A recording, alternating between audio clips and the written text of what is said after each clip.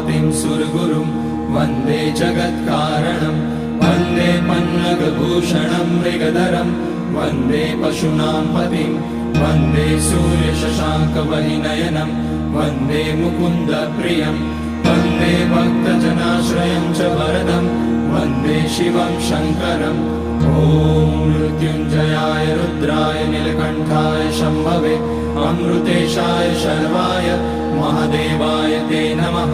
नमस्तेस्तु भगवन् विश्वेश्वराय महादेवाय त्र्यम्बकाय त्रिपुरान्तकाय त्रिकाग्निकालाय कालाग्निरुद्राय नीलकण्ठाय मृत्युञ्जयाय सर्वेश्वराय सदाशिवाय श्रीमान् महादेवाय नमः।